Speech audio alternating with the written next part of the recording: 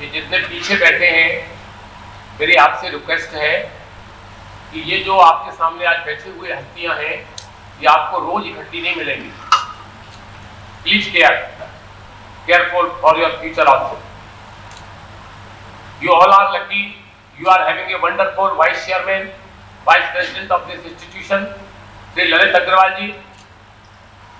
I, on behalf of myself and behalf of all of you and Bar Council of Delhi, welcome you, sir. Professor Dr. Prince Singh ji, जो कि you all are lucky. You are having a wonderful principal of this institution. इनके पढ़ाए हुए, अभी आपने देखा judicial magistrate, इनके पढ़ाए हुए मेरे साथ में अभी बात की थी, पता लगा 3 बार काउंसिल मेंबर आपके पढ़ाए हुए मेरे साथ में दिल्ली में है। मैं आपका बहुत दिल और आप सबकी तरफ से आपका स्वागत करता हूं। अनिल कौशिक जी, आपने देखा कि एक जज से की सीमा से भी ज्यादा बढ़कर he has tried his level best to convey his words from heart. दिल से उन्होंने आप लोगों से बात की और एक जुडिशियल अफसर होकर अपनी मर्यादा से ऊपर उठकर आपके हित के लिए जो बातें आपको बताई, you are all lucky and I on behalf of myself and behalf of your welcome.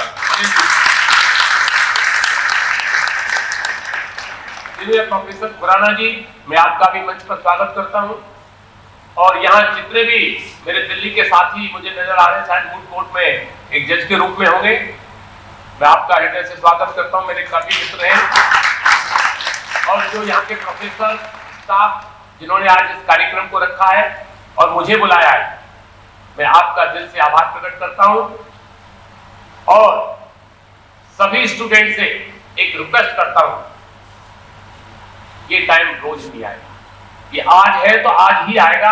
अपने लिए आज इस समय को निकालिए आप लोग। यदि हम लोग दिल्ली से चल के आए हैं तो आपसे कुछ लेने आए, लेकिन उससे कुछ ज्यादा देने आए। अभी मेरे विषय में बहुत कुछ बताया, बार काउंसिल में हूं, 87 से प्रैक्टिस में हूं। दोस्तों, सबसे पहले मैं आप लोगों को बताना चाहता हूं कि जितने स्टूडेंट बैठे हैं, मैं हर 15 दिन के अंदर जो पूरे हिंदुस्तान से केवल बाहर से जो लॉ करके आते हैं बच्चे, उनका एनरोलमेंट करता हूं। चेयरमैन हूं उस कमेटी का और 2003 से कंटिन्यूअस बार काउंसिल की राजनीति में लड़के झगड़ के मैं हमेशा एनरोलमेंट में रहता हूं, केवल इसलिए कि यदि मेरे शब्दों से यदि 2 स्टूडेंट भी हिंदुस्तान के अटॉर्नी जनरल, हाई कोर्ट जज और सुप्रीम कोर्ट जज बनेंगे तो मेरे से ज्यादा भाग्यशाली व्यक्ति कोई नहीं।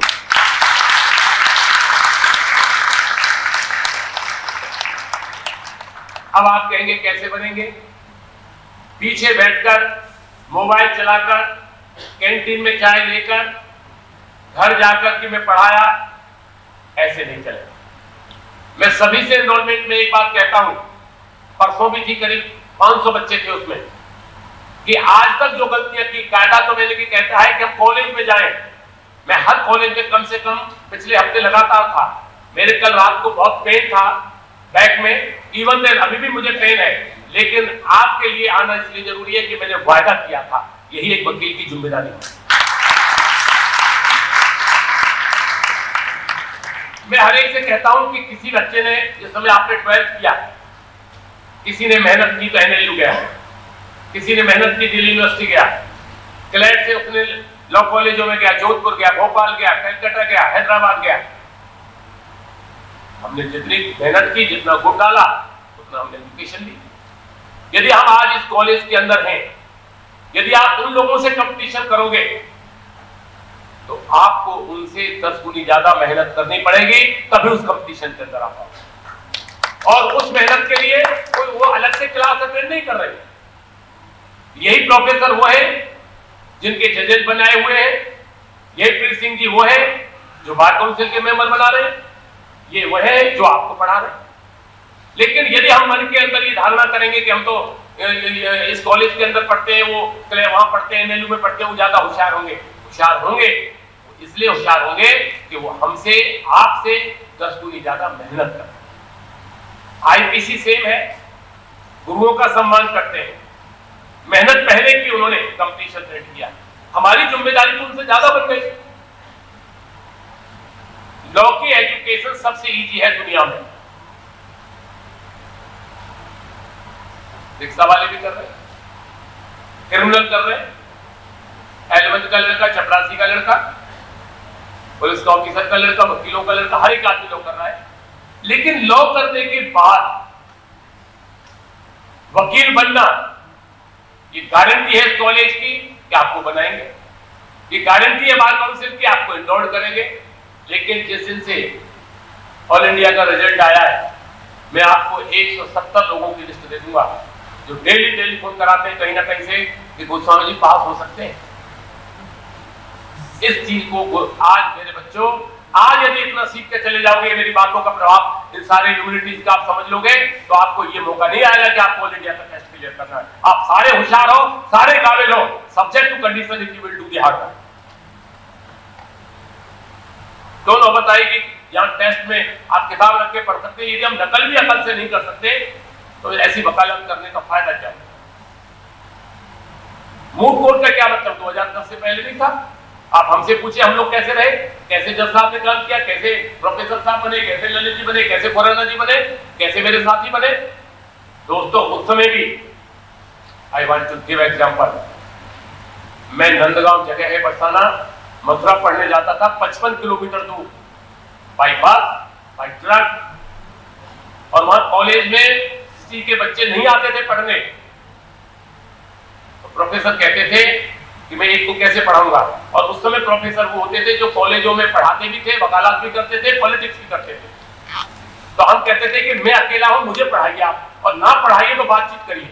आधा घंटे हम उनके साथ डिस्कस करते थे, वो अपना क्लास पूरा करके चले जाते थे। लेकिन जिस दिन लॉ हुई 3 दिन तक नींद नहीं आई कि इनरोलमेंट कैसे होगा, और फिर पीछे मुड़ के नहीं देखा।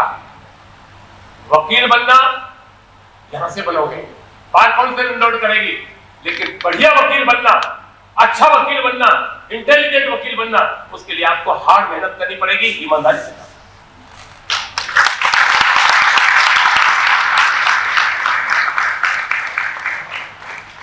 एक सिंगल आदमी दिल्ली में नहीं जानता था, मैंने बात कौन से लड़ा, मेरे साथी जानते, पहला इलेक्शन लड़ा और आज तक कंटिन्यूअस है। Guinness book of world record तक भेजा मैट्रिमोनियल डिस्प्यूट्स को। कोई चीज बड़ी नहीं है, कोई हमारे सेकंड जनरेशन लॉयर्स नहीं है। आज हमारे बेटे हैं, दोनों बच्चों को हमने लंदन से पढ़ाया, एक लाया हूं साथ में, मैं सुनिए आप लोग, देखिए हाईकोर्ट प्रैक्टिस करते हैं। ये जरूरी नहीं है कि बढ़िया तुम वकील हो, तुम्हारा बेटा बढ़िया वकील होगा, ये इस प्रोफेशन में कोई गारंटी नहीं है। यहाँ तो जो मेहनत करेगा, लोग कहते हैं जनरली बच्चे कि सब हम सेकंड हमारे लॉयर नहीं, हमारे फादर लॉयर नहीं थे, हम तो पहले। क्या फर्क पड़ता है इस बात से? फादर के साथ तो आप चल ही नहीं सकते हो। Everybody will give the example of your father. यदि फादर नहीं है तभी अच्छे वकील बनोगे आप। आज वकालत में बात में आते हैं, कार साथ में होती है। आज जूनियर सीनियर का चुनाव करते हैं कि बढ़िया सीनियर होते हैं, वही तो सीनियर जिसके पास केस है, जिसके पास आपको अपॉर्चुनिटी है, जिसके पास आप मेहनत करते हो, कोई बड़ा वकील नहीं दुनिया में। जो ज्यादा फीस लेता है बड़ा वकील है, जिसके पास काम ज्यादा है बढ़िया वकील है।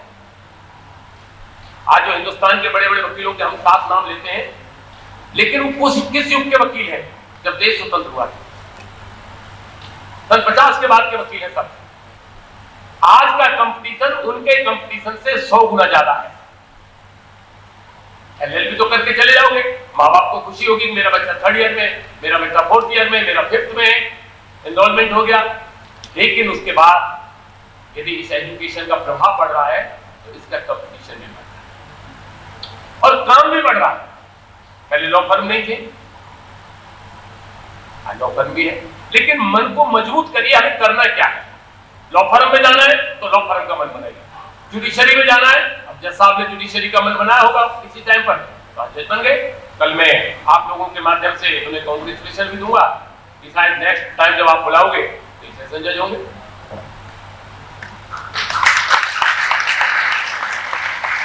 In the Guys of thanking Mr. Goswami, I wanted to say also how I picked up the profession. Actually, the profession picked me up. And what do you or I have learned from it? My career has been management profession, mostly management education, but entrepreneurship also.